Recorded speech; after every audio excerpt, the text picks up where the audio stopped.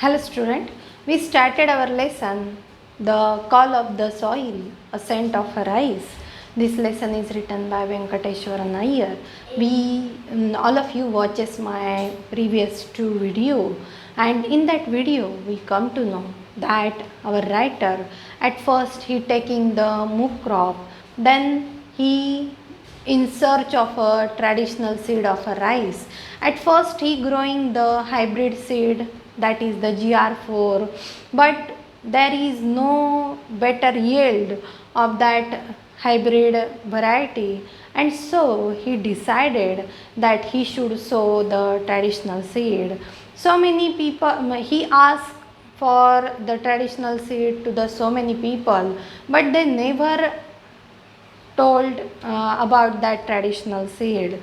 And some younger farmers, they said to the writer that you are just crazy for the traditional seed, and our writer just giving his hope, and he stop in searching of the traditional seed. But again he asked for the elder people, he asked for the Baban's father, he asked for such a traditional seed to the experienced people, and then he come to know about the kasbai seed. This kasbai seed is long grain, it have the distinct aroma, and this kasbai is very much nice traditional seed. And at that time the writer decided that he must grow kasbai seed in his farm, and that's why he asks or he wants to getting some more information about that kasbai grain. And so he went into the agricultural department, but the agricultural officer, he don't know about that kasbai seed. Even he never heard the name of the kasbai, and at that time he rattled off the names of a number of latest hybrid and even offered to give me some of them free of cost for a trial. We will now we are going to see our page number 29, the first paragraph. That is when the writer come to the agricultural department. At that time the agricultural officer, what he tells to the writer that he never heard about that kasbai seed, and he rattled off the names of number of latest hybrid and even offered to give me some of them free of cost for trial. की तिथे गेल्यानंतर त्यांनी अनेक hybrid जे जाती आहेत त्या जातींची नावं भरभर सांगितली रायटरला, आणि आणखीन काय ऑफर केलं तर तुम्ही थोडंसं हायब्रिड बियाणं घेऊन जा आणि तुम्ही ट्रायल बेसवर हे सोईंग करून बघा असं देखील रायटरला सांगितलं. Cursing myself for wasting time with him I move on to the next destination. आणि मी मलाच काय केलं तर कर्स केलं. का कर्स केलं तर मी मलाच म्हणलं की माझा वेळ कुठेतरी वाया गेलेला होता, आणि that's why I just cursing myself too for wasting time with him and I move on to the next destination. आणि दुसरीकडे कुठे मला माहिती मिळते का याकरता मी तिथून बाहेर पडलो. दिस टाईम इट वॉज द आदिवासी महामंडळ ॲट कासा. आणि आता मी कुठे आलेलो होतो तर आदिवासी महामंडळ जे आहे की ज्याला गव्हर्मेंटचं अनुदान असतं, आणि गव्हर्मेंट तिथे अनुदान देतं आणि काय करतात तर आदिवासी लोक त्यांचे बियाणं तिथे आणून ठेवत असतात. And that's why I come to Adivasi Mahamandal at Kasa which buys rice from the adivasi villagers on behalf of the government. की हे जे आदिवासी महामंडळ आहे तर तिथे आदिवासी पीपल येतात, ते तिथे त्यांचं बियाणं देऊन जातात, आणि हे साधारणतः गव्हर्मेंट त्याला अनुदान देतं आणि त्या तत्वावर हे आदिवासी महामंडळ चालत असतं. आणि म्हणून तिथे काही माहिती मिळते का याकरता रायटर कुठे आला तर आदिवासी महामंडळमध्ये आला. Kasbai did not figure in their file, आणि तिथेसुद्धा कसबाईचं कुठलंही नाव त्यांच्या फाईलमध्ये आलेलं नव्हतं किंवा त्यांना त्याबद्दल कुठलीही माहिती नव्हती.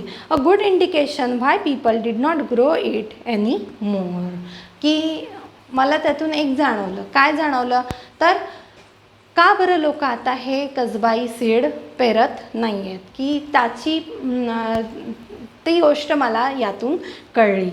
The market itself did not recognise the rice, so if you grow it you would not be able to sell it, की कुठेही त्याचा मागमूस नाही आहे किंवा कुठेही त्याचा नाव नाही आहे. आणि जरी तुम्ही ते कसबाई राईस तुम्ही ग्रोईंग केलं तरी पण काय, तर तुमच्याकडून कोणी घेईल का, की मार्केटमध्ये त्याचं नावच नाही आहे, मार्केटमध्ये त्याची पब्लिसिटी नाही आहे, की कुठल्याही प्रकारचं मार्केट पब्लिसिटी त्या कसबाई राईसला नाही आहे.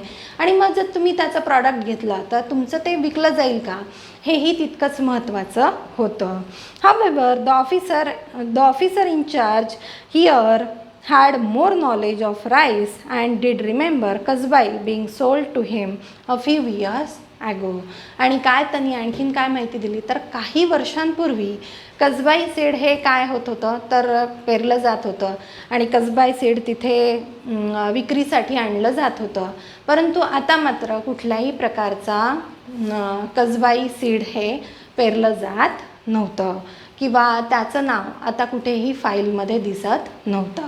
परंतु त्यांनी त्याची आठवण सांगितली की काही वर्षांपूर्वी मात्र कसबाई सीड हे पेरलं जात होतं किंवा तिथे विक्रीसाठी आणलं जात होतं. So when I in Dhaniwari Baban and I started looking for Devuhanda and found a greying old man wearing a cap sitting outside his house on charpai. आणि हे आदिवासी महामंडळापासूनच धानिवरी व्हिलेजमध्ये आम्ही आलो. त्यांच्याबरोबर कोण होतं तर बबन नावाची व्यक्ती होती. And I started looking for Devuhanda. And आता देवूहंडा नावाची जी व्यक्ती आहे की त्याच्याकडून काही माहिती मिळते का याकरता लेखक आणि त्याच्यासोबत त्याचा आणखीन एक सहकारी बबन नावाचा सहकारी तिथे आलेला होता आणि देवूहंडा यांच्या घरी ते गेलेले होते.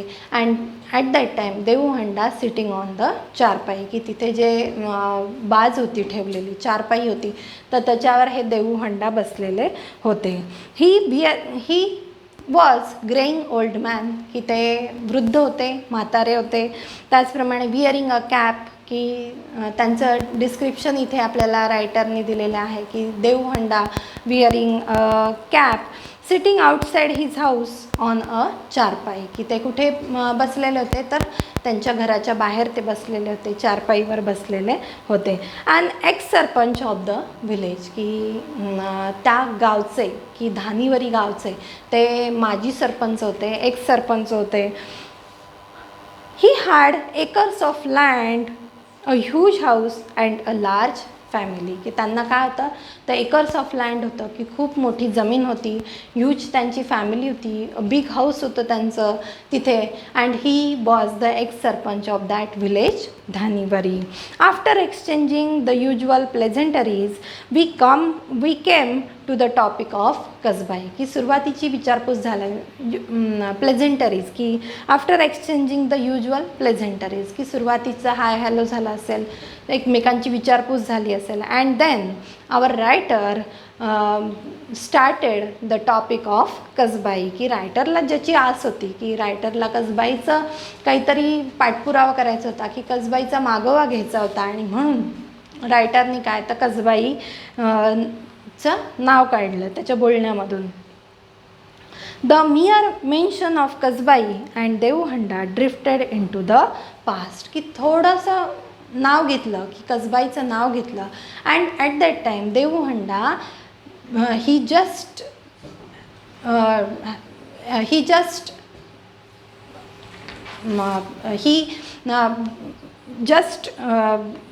After exchanging the usual pleasantries, we come to the topic of Kasbai. The mere mention of Kasbai and देवहंडा drifted into the past. की तो काय तर त्याच्या भूतकाळामध्ये रमायला लागला, की he just drifted into the past, की त्याच्या भूतकाळातल्या आठवणी तो आठवू लागला, की तो he just hanging in his past, की तो तिथे रेंगाळायला लागला. His eyes turn dreamy and with a tremble in his voice he told us how the entire village at one time grew only Kasbai. आणि त्याच्या डोळ्यामध्ये एक चमक दिसली लेखकाला, आणि त्या डोळ्यामधून किंवा त्याच्या बोलण्यामधून लेखकाला कळत होतं की कशा पद्धतीने त्याला त्या सीडबद्दल भरपूर माहिती आहे. किंवा इथे देवहंडांनी काय सांगितलं की हिज आईज टर्न ड्रीमी, की स्वप्नाळू त्याचे डोळे दिसू लागले, की त्याच्या डोळ्यांमध्ये अनेक गोष्टी दिसू लागल्या. आणि काय with a tremble in his voice, की त्याच्या आवाजामध्ये काय तर एक प्रकारचा कापर आपण म्हणतो ना भरल्यासारखं, की आपण काही आठवणींनी काय होतो तर थोडंसं हळवं होतो, आणि मग हळवं झाल्यावर आपल्या आवाजामध्ये थोडासा कातर येतो. आणि तसंच देवहंडाच्या आवाजामध्ये कुठेतरी कातर आलेला होता. आणि काय तर his eyes turn dreamy with a tremble in his voice he told us how the entire village at one time grew only कसबाई, की संपूर्ण आमचं गाव एकेकाळी इन आवर पास्ट, की आमच्या भूतकाळामध्ये आम्ही फक्त काय करत होतो तर कसबाईचं सीड ग्रोईंग करत होतो. He said there was a time when people passing our village during lunch time would be force to stop and ask for a meal, की आमच्या गावापासून जर कोणी जाऊ लागलं, चालत जर कोणी जाऊ लागला आणि तो जर दुपारचा जेवणाचा वेळ असेल तर आम्ही काय करायचो तर ती व्यक्ती की would be force to stop and ask for meal, की ती व्यक्ती तिथे थांबायची आणि काय तर आमच्याकडे तो भात खाण्यासाठी मागायची किंवा आमच्याकडे जेवण मागायची, की इतका छान त्याचा असा सुगंध होता. Such was the alluring aroma of Kasbai. Such was the alluring aroma म्हणजे सुगंध, की मनात रेंगाळणारा असा त्याचा तो वास किंवा त्याचा स्वाद असा त्या कसबाईचा होता. The entire area would have this heady aroma hanging in the air as well the house cook the same rice, की the entire area would have the heady aroma, की संपूर्ण व्हिलेजमध्ये प्रत्येक घरांमध्ये हा भात शिजवला जायचा आणि हेडी ॲरोमा, की एक छान असा सुगंध त्या संपूर्ण व्हिलेजमध्ये पसरायचा. In the air and all the house cook the same rice, की सगळ्या घरांमधून असा भात शिजवला जात असे. Today he said no one grew Kasbai and everyone had shifted to growing the new hybrid variety, की आता कोणीही हे कसबाई ग्रोईंग करत नाही, की कोणीही हे कसबाई प्लांटिंग करत नाही. का बरं तर आता they just sowing the hybrid variety of rice, की आता जे काही हायब्रिड व्हरायटी आहेत तर त्या व्हरायटीज लावल्या जातात. He claim he had to force himself to eat this rice that was so insipid, की ते असे दावा करतात की आत्ताचा जो हायब्रिड राईस आहे तर तो कसा आहे, इट वॉज सो इन्सिपिड, की इन्सिपिड म्हणजे काय तर बेचव, की ज्यांनी कसबाई राईस खाल्लेला आहे तर त्यांना आत्ताचा जो हायब्रिड राईस आहे तर तो त्यांना बेचव लागतो. आणि ते असं क्लेम करतात की आता कितीही हायब्रिड व्हरायटीचा राईस आपण खाल्ला तरी त्या कसबाईसमोर तो कसा आहे तर अत्यंत बेचव असा आहे. With the advent of irrigation farmers were tempted to grow a second crop and Kasbai being a long duration rice, की आता पाटबंधारे खाते, की इरिगेशन म्हणजे पाटबंधारे खातं आपल्याला वेगवेगळ्या काय देतं तर सवलती देतं किंवा वेगवेगळ्या सबसिडीज मिळतात. आणि त्यामुळे farmers were tempted to grow second crop, की फार्मर्सला आता दुसरं पण पीक काढायचं असतं, की वर्षभरामध्ये साधारणतः 2 पिकं घ्यायची असतात. आणि म्हणून हायब्रिड शॉर्ट टर्म जे राईस सीड असतं तर ते लावलं जातं. शॉर्ट टर्म राईस घेतलं जातं. आणि म्हणून कसबाई हे जे आहे ते कसं आहे, लाँग टर्म आहे, की थोडा त्याला जास्त वेळ लागतो त्याचं हार्वेस्टिंग होण्यासाठी किंवा राईप होण्यासाठी जरा जास्त वेळ लागतो. आणि म्हणून आता काय तर फार्मर्स लोक काय करतात तर हायब्रिड सीड हे घेत असतात. And it was replaced by the shorter duration hybrid so that the harvest could be done earlier. की आता शॉर्टर हायब्रिड व्हरायटीचं सीड घेतलं जातं की जेणेकरून लवकर कापणीचा हंगाम येईल आणि त्यांना दुसरं पीक घेता येईल. म्हणून मग कसबाईला काय केलेलं आहे तर कसबाई हे कसबाई राईस ग्रोईंग न करता हायब्रिड सीड हे सोईंग केलं जातं, ग्रोईंग केलं जातं. आणि काय तर त्याला पर्याय म्हणून हायब्रिड सीड हे वापरलं जातं.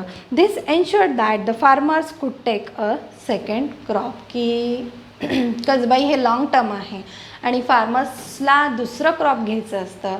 आणि म्हणून आता कसबाई मागे पडला आणि काय तर हायब्रिड व्हरायटीचं राईस पुढे आलेला आहे. I ask Y he had shifted if he was so unhappy with the hybrid. की मी विचारलं की तुम्हाला जर कसबाई इतकं आवडत होतं, तुम्हाला हायब्रिड नको वाटतं आहे की ते बेचव असतं, मग तुम्ही का बरं हायब्रिड पेरता, की तुम्ही तुमच्या शेतामध्ये हायब्रिड बियाणं का पेरता, हायब्रिड राईस का पेरता. No one force him to did they.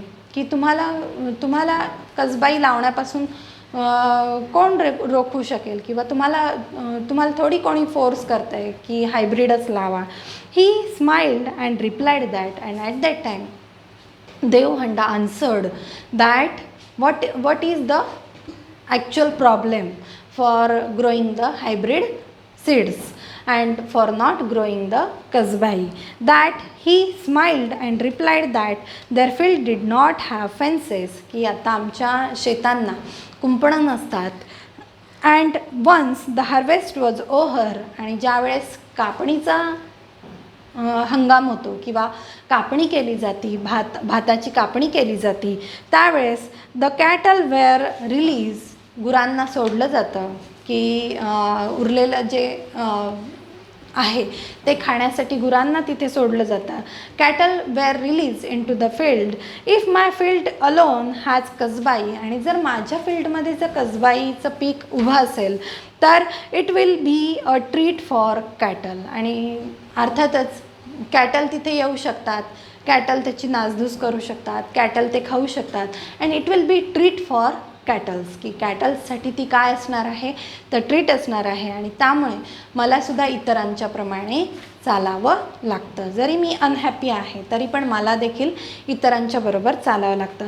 Sometimes we have to fall in line with the community. की बऱ्याचदा आपल्याला समूहाबरोबर राहावं लागतं, की आपण सगळ्यांबरोबर सगळं आपल्याला करून निघावं लागतं. जरी आपल्याला पटलं नाही, जरी मला ते हायब्रिड राईस ग्रोईंग करायला आवडत नाही, तरी पण काय तर सगळ्यांबरोबर की sometimes we have to fall in line with the community. की आपल्याला समूहाबरोबर राहावं लागतं, समूहाबरोबर आपल्याला वागावं लागतं, बोलावं लागतं, चालावं लागतं. ही लॅमेंटेड म्हणजे काय तर अ पॅशनेट एक्सप्रेशन ऑफ ग्रीफ. की थोडंसं दुःखी झाले ते हे सगळं सांगताना. अँड सो ही लॅमेंटेड की एक प्रकारचं त्यांच्या बोलण्यामध्ये करुणा होती किंवा एक प्रकारचं दुःखाची झालर तिथे लेखकाला आढळून आली.